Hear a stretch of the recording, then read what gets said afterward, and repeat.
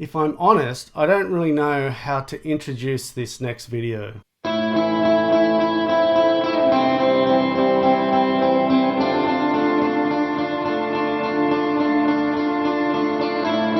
How do you introduce people that have had a profound impact on your life and have shaped your journey through your chosen career? And it's not just one person, but it's actually two people. How do I give justice to everything that they encompass and everything that they do for anyone that is within their circle? So, without further ado, I would like to introduce to you a long form video where I chat to coffee producers Marysabel and Moisess from Honduras and Finca La Tanairi. First of all, I'd love it if you could tell a little bit of your story, your family's story in Honduras and with coffee. Okay, I am a fourth generation of a coffee growers. Started with my great grandfather in the early 19. He was from El Salvador. He came to Marcala, and when he saw the place, he was in love of this place. So he decided to come with his family to start to plant coffee. So he started to plant coffee and to export to Germany. After that, my grandfather continue growing coffee because his father died very, very early, very young. And after my grandfather, my mom continued growing coffee. And can you imagine? I was growing in a coffee family. So when I finished university, one of the things that I prayed to God is to find someone who loves coffee as me. God sent me the perfect couple that I ever imagine.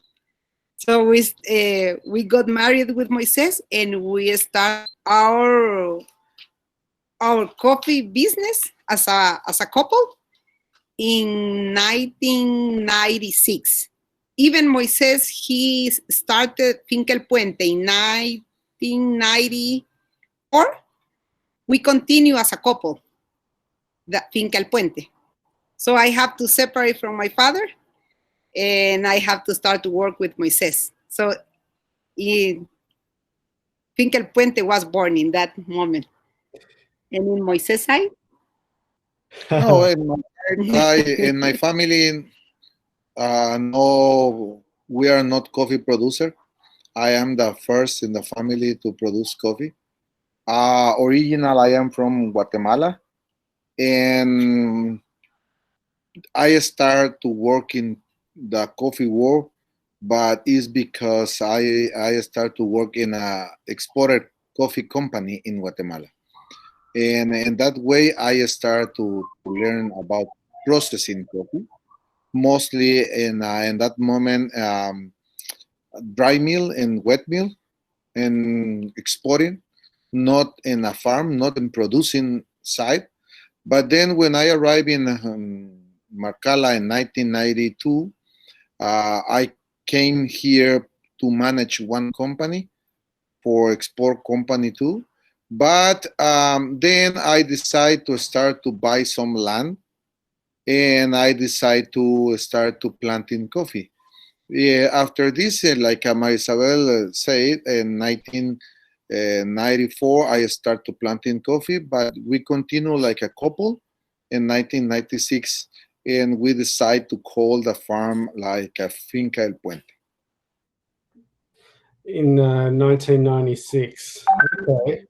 And okay, so what year did you two get married? 1996. 1996. And what year did you meet? 2 years before. 2 years before. Yes. 2 years before. Okay, so in 1994 you meet, and then in 2 years later you get married. But in 1995 you start Finca El Fuente. 1994. We met. We start. Yeah, we met. I start Finca, not Finca El Puente, but the farm in 1994.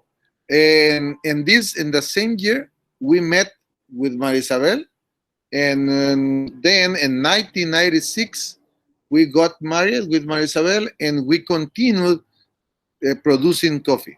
But in that moment, when Marysabel was a single, she normally worked by her father. With my Yeah. And now, and when we got married, we start to work together in a farm as a couple. But Finca El Puente, like a name, born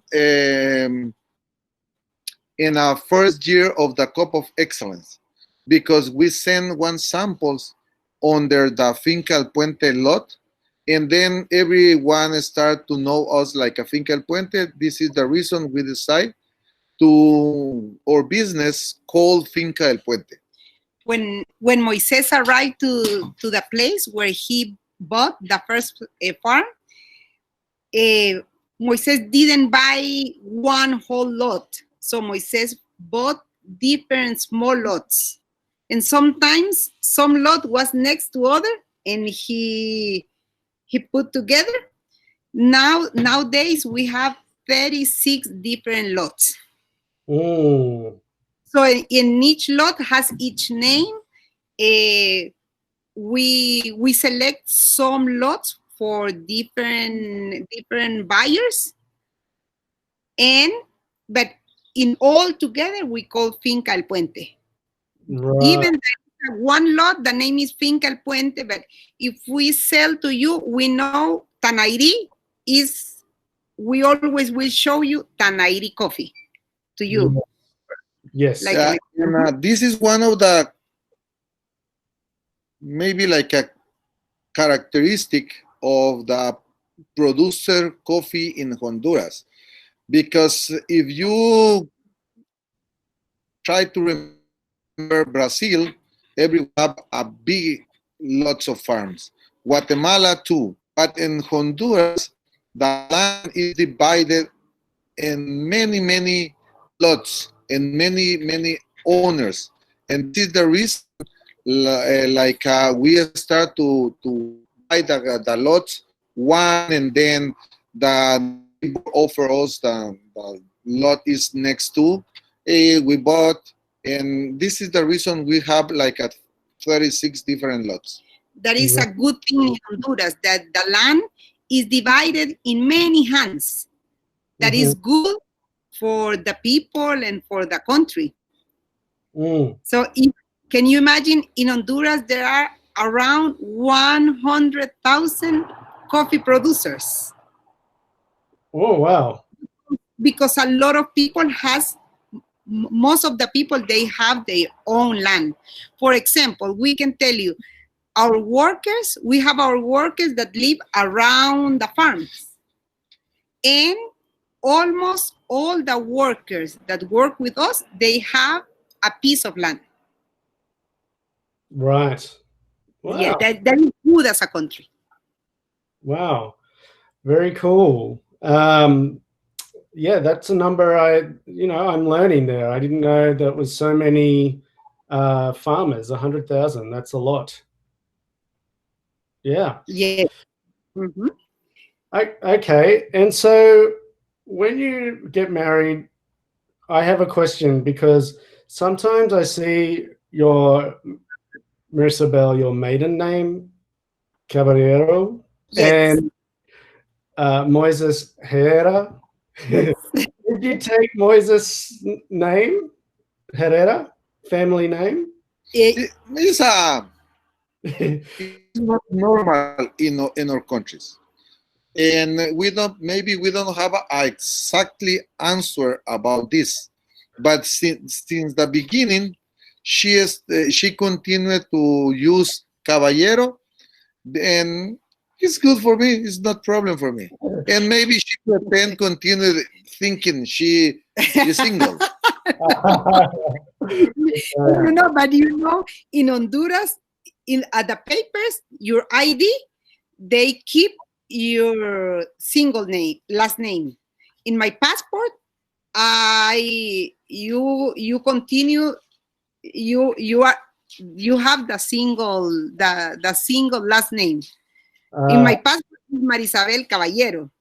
In my ID is Marysabel Caballero. So it's difficult. Okay.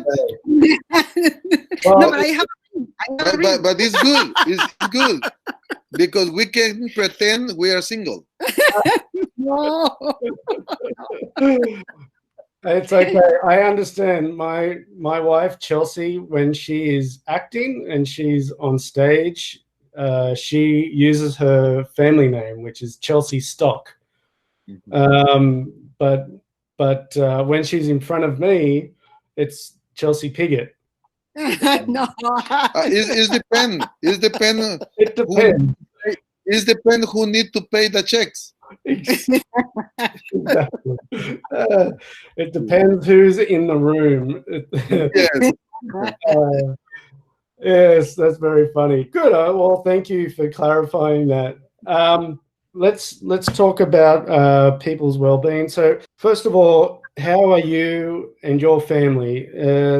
Is everyone okay? Thanks God. Yes, thanks God. We are okay. We are healthy. Our family is good, and the people that work with us, thanks God, they are good, and we are so thankful with God because we can provide them during all these hard times, work to them.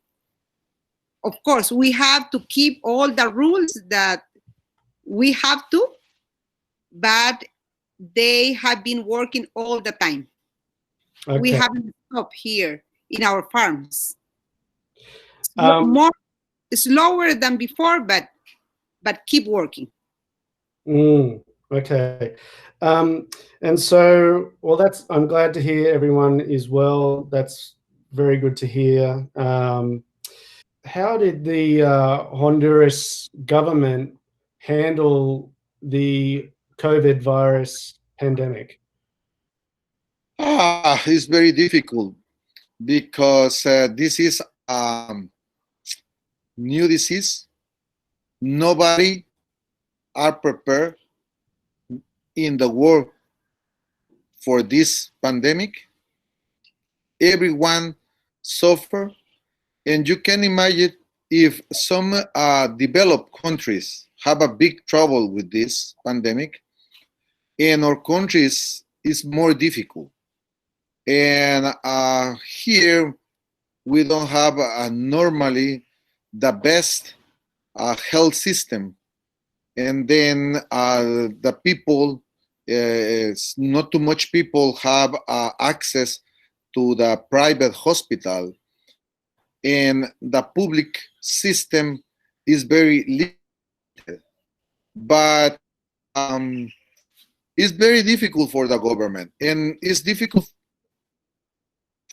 for because since the first day they noticed about we have the first case of corona was in March 16.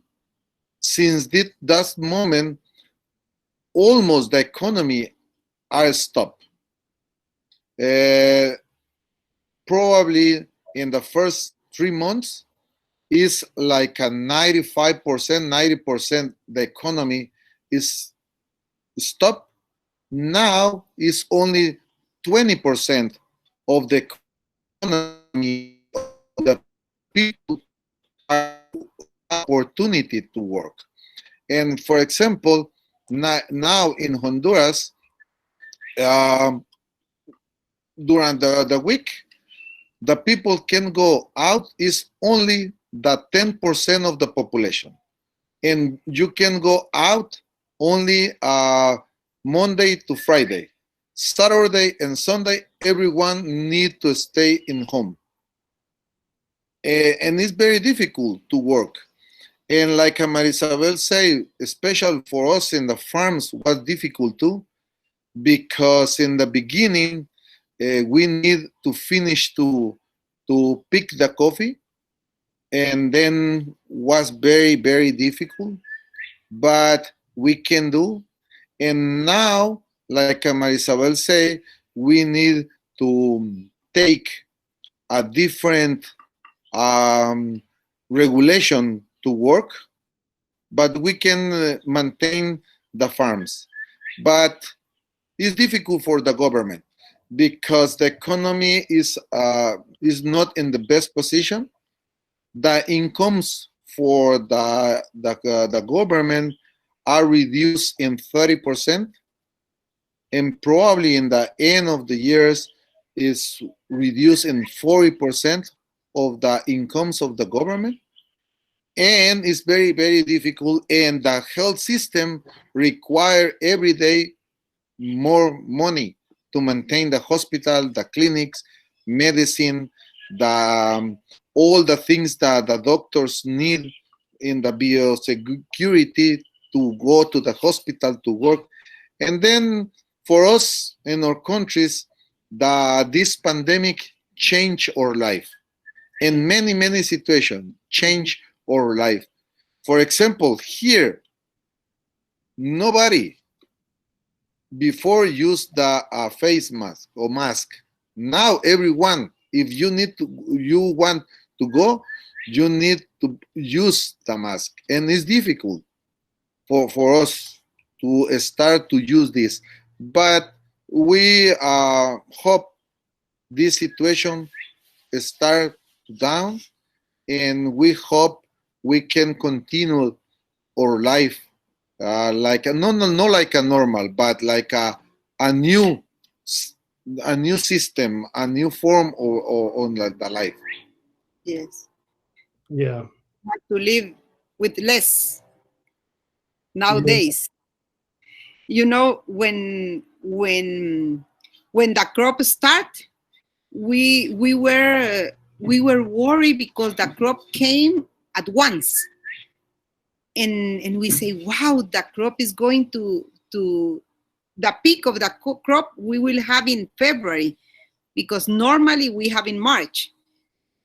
In that moment, we were worried and working a lot, but when the pandemic came, we thank God that we had it in that way, because otherwise we couldn't pick all the coffee normally as we did before.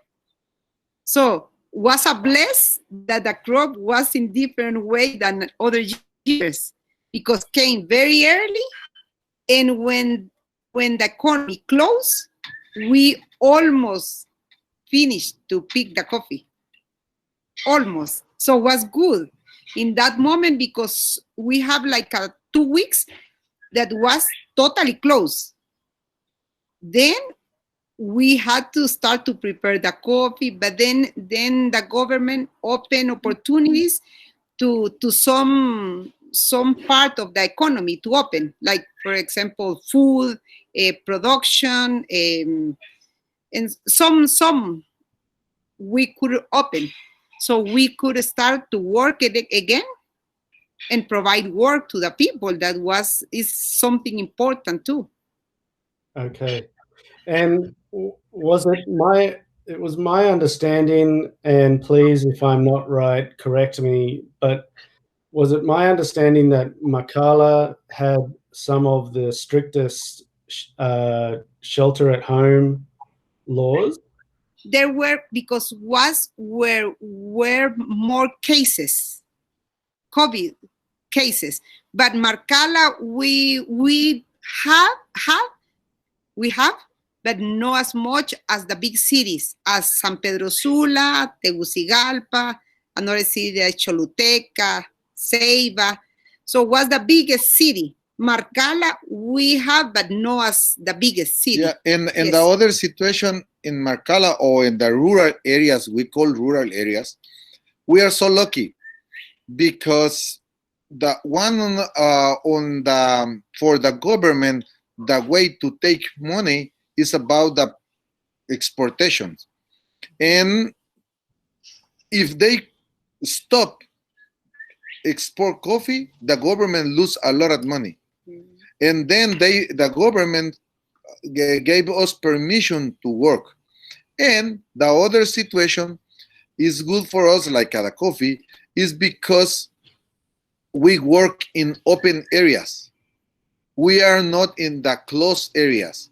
For example, to clean the farm, one work is a take job here, and the other is 100 meters, and we don't need to work all the people in the same place. We are in the free area, and then it's not too much problem. This is one of the reasons we don't have too much cases here in Marcala. And another thing, for example, to prepare coffee for export, before we have some schedule.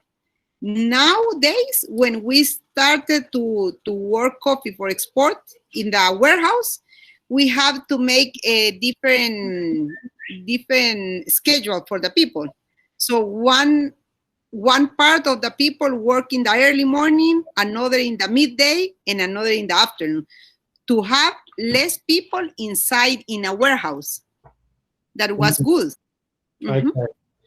Yeah. Okay. So I guess it's and it makes sense that some of that's my dog. So it makes sense that the news that we were hearing was not always accurate, because I was reading that Marcala, when the pandemic first hit, had very strict regulation against, regulation for sheltering at home.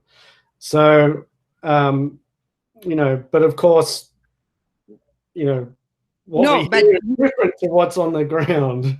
No, I am trying to remember things. At the beginning, every little city, they was very close. So all the population, they wanted to close every place. So every city was blocked with the same population.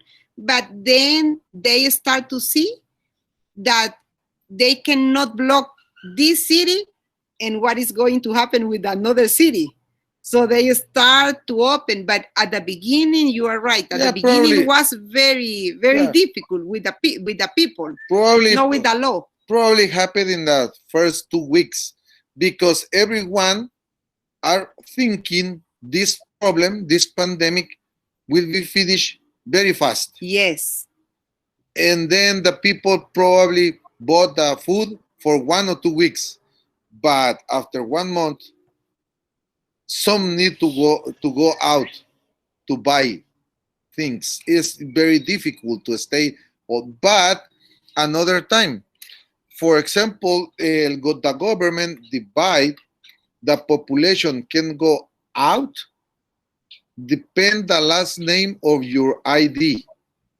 Example, the Monday can go out only the number finish your ID and number 1. Then Tuesday, the number 2. Wednesday, the number 3. Means you need to go to do everything in 1 day for 2 weeks. Wow. Because it's only from Monday to Friday. Yes. So 5 days per week. Another time, it's different, the situation in the big cities. And many times the news are, the focus of the news are in the big cities, because Tegucigalpa and San Pedro area, the problem is very, very difficult. For example, in Honduras, officially we have 50,000 case. But in Marcala, in La Paz, not in Marcala, in La Paz is the state La Paz, we have less than 500. But San Pedro Sula, probably they have a 16,000 case. Tegucigalpa, 15,000 case. Then it depends the cities. Wow. But one thing that we had is everything was slower for the same, because remember that it's only that 20% of the population that is working in the country. So everything you have to do in advance. Everything that you want in work, you have to think that is going to take maybe the double or the triple of time that normally you did before. For example, until today, we don't have public system transportation. No. No. In 5 months. No taxis, no buses, nothing. Wow. If you don't have your car, you can go out to Marcala, to Tegucigalpa or to San Pedro, any city. Then we have a lot of restriction. But another time, we are so lucky because we work in a specific sector of the production, and the government know we can stop 100%, and then they gave us permission to have some. We can move in some areas in some days. Wow. Yeah, I mean, that's amazing to hear that public transport is still not working. So that would mean everyone is really relying upon their local, their local like bodega and the local shops. If you can walk, Yes. you're okay. If you need a car, then maybe it's a little more difficult. Yes. But we don't suffer too much compared with the big cities, because here in the rural areas, everyone, not everyone, but almost everyone have land. They plant corn, they plant beans, you can plant bananas, you can plant some vegetables, and then it's not like a luxury food, but you have food for every day. Yes. Right. Yes. Okay. Well, thank you for sharing that. That was a lot of really good, important information. Could you tell us about the school on your property? How many students you have? How many teachers? How old are the children? If you could tell us some information, that would be great. Okay. We in our area where we have the farms, because we are in 2 different villages, so we have 2 schools. One school is 84 students, and they have 2 teachers, and another one is 115 kids, and they have 5 teachers. And so and which one is the school that that I visited when I was there? The smaller one, yeah? The smallest one, yes. Yeah. You visit the smallest one, yes. Yeah, so if we could talk about that one. So does the school have a name? Yes. The name is Victorino Sanchez. And the other one, Juan Ramon Peña, has names of people. And so tell me, what is the school year, the calendar year for the students? They start in the middle of February and they finish in the middle of November. As you can see, this year they went to school only 1 month. And then the school is closed until now. And we don't know yet, but we think they will finish at home. No school. We think. We don't know yet, but until now they say no, they are not going to come back to the classrooms. And so do you think that they'll get back to school this year or maybe next year? Next year. Probably next year. Probably next year. Yeah, probably. No, Depend this of year. the pandemic. And is there any way that the school can help the families with at-home schooling, or is it just too difficult? It's a little difficult because sometimes it depends of the teacher. Because in the cities, in the big town, normally the teacher they send the homework by email or by WhatsApp, and they have some homework in home. But in the rural areas, it's more difficult. Yes. Because the people don't have access for one smartphone or one tablet or one computer, and then they have access to the internet. And when the teacher live close to the school, some teachers visit the house of the students and they try to put some homework. But in some school, in the majority of the schools, the teacher, they live in another towns. In bigger towns. In bigger towns. And then, for example, you can imagine if the teacher in La Piedrona, in Victorino Sanchez's school, the teacher live in La Paz, but they don't have way to transport La Paz to Dulce Nombre, and then they decide to close. But some teachers, they still have homeworks. Yeah. Like, for example, the small school, one of the teachers, they gave homework to the kids. And then they pick the homework, but it's very difficult. Yeah. Yes, this year it will be very difficult for the kids. For the students, in general. In general. It's in elementary. University. In the university, yes. in all the secondary school, primary school, everything.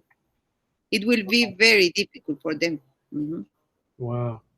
Yeah, I imagine it must be some big obstacles to overcome. Okay, so you answered the next question, which I was going to ask about what have they done during the COVID virus. They've closed down. So I'm curious, do you think that means the students will have to repeat the year that they missed, or how will that happen for the students? In a normal country, probably the best option is repeat the year. Right. But here, I don't think so. They are talking about the promo for the next year, and this is very bad. They just move on. Yeah. Very bad for the students. For the education, it's very bad. We don't know yet what is going to happen, but probably this will be the option. Yes. Yeah. That's going to be an interesting thing to watch, to see how that is handled. So for our wholesale partners who'll be watching this, some of which they got to meet you last year in Los Angeles, and we need to move because the rain is coming.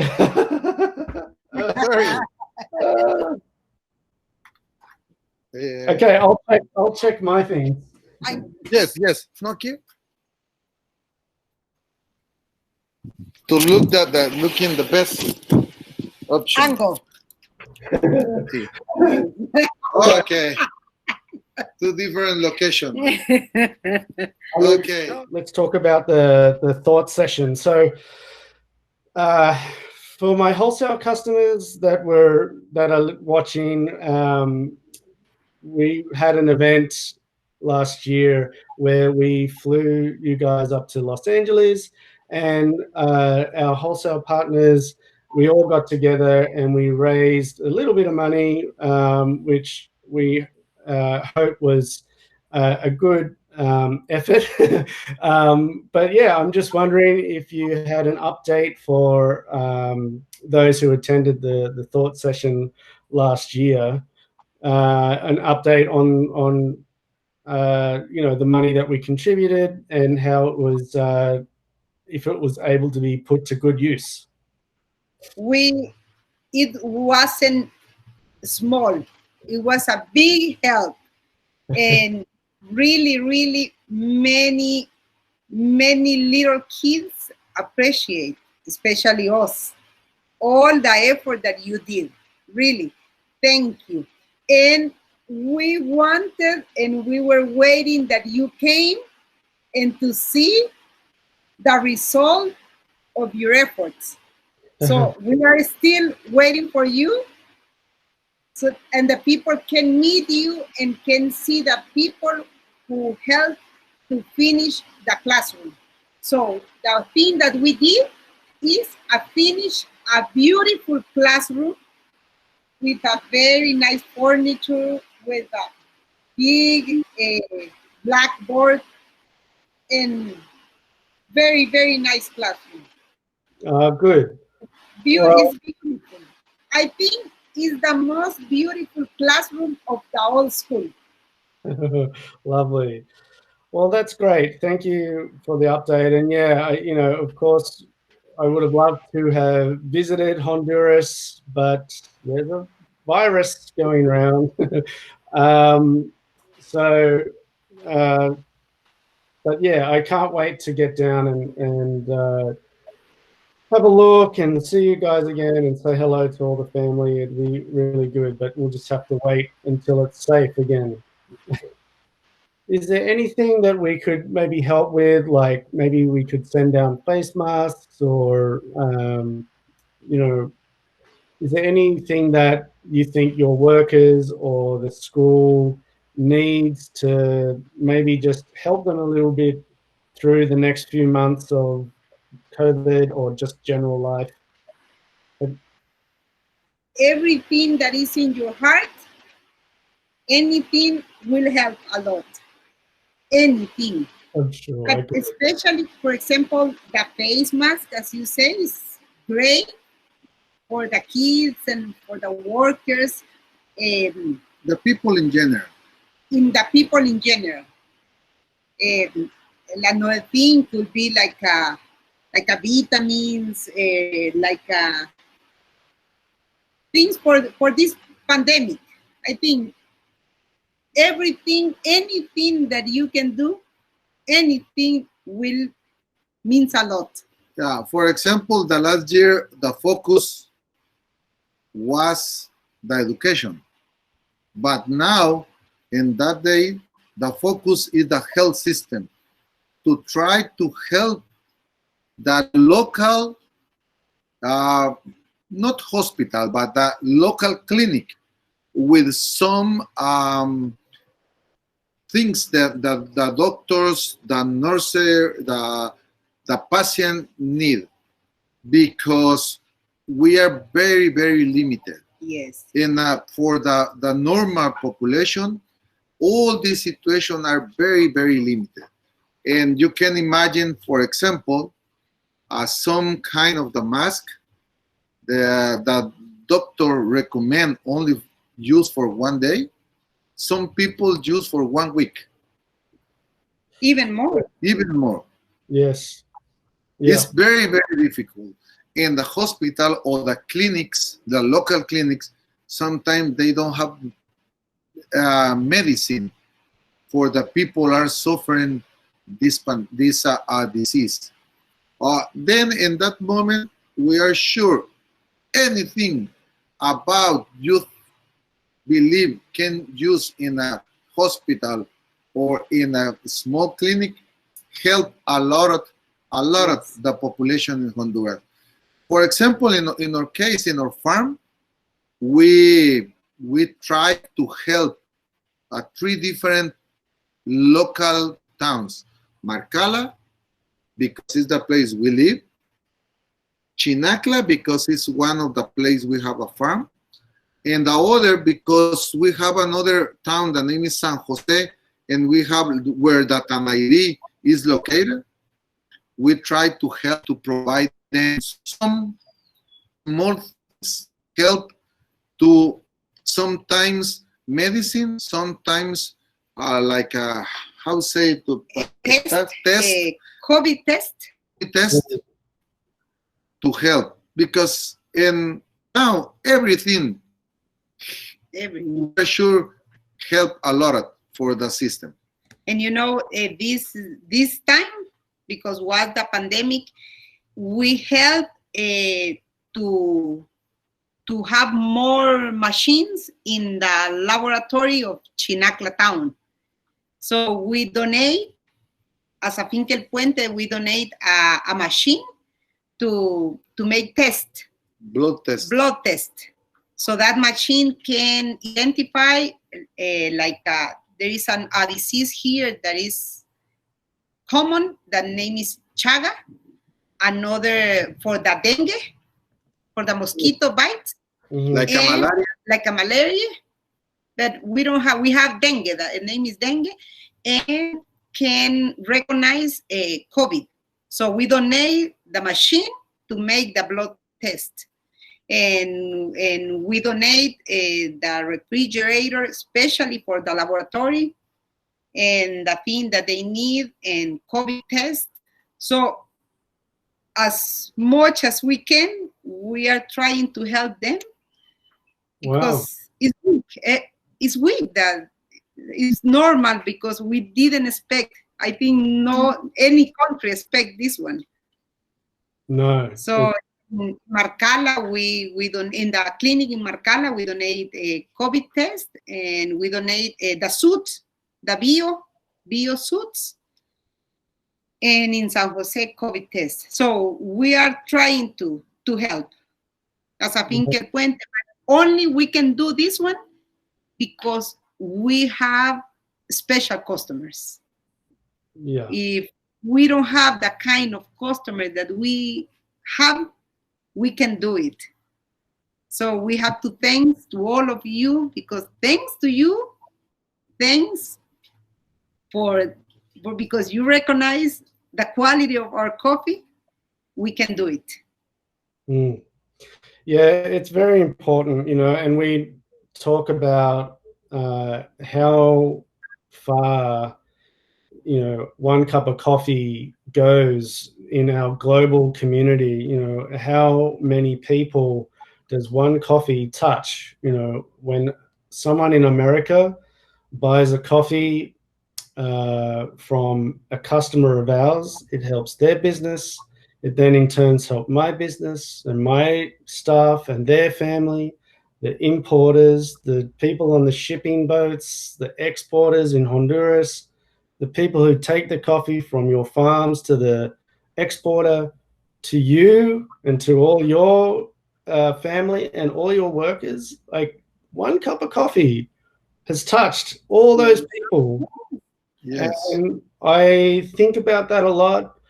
And, you know, we take the responsibility of representing your coffee to the best of our abilities, because we know that you have put so much time and energy into your craft and your livelihood. And, you know, I just, you know, on behalf of everyone who's listening right now, like, or watching, I just want to thank you.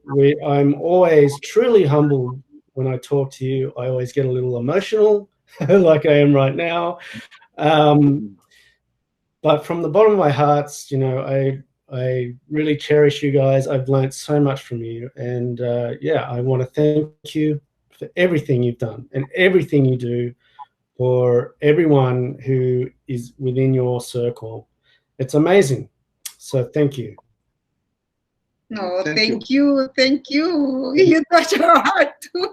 No, thank you. And you are a blessing for us and the people that is around of us. As you say, one cup of coffee touch many hands. And thank God that is good hands that can share with another. That is very important Yeah, for the future of our lives. it is. It is. Okay, well, on that note, I will wrap up the video, and we will end here. So, cut. Okay, well, I hope you enjoyed that video. It's always humbling and insightful to listen and learn from Marysabel and Moisess. How do I explain the impact that they've had on my journey through coffee? I've learned so much from them over the last 10 years. And, you know, I just, again, like to think about the importance of a cup of coffee, a coffee that we enjoy, that is probably one of the most undervalued commodities on the planet. I mean, it is an undervalued commodity, and the many hands, as Marysabel described it, that touch that cup of coffee is just so many and so vast. Anyway, I'll stop rambling. Thank you for listening. As always, drink good coffee.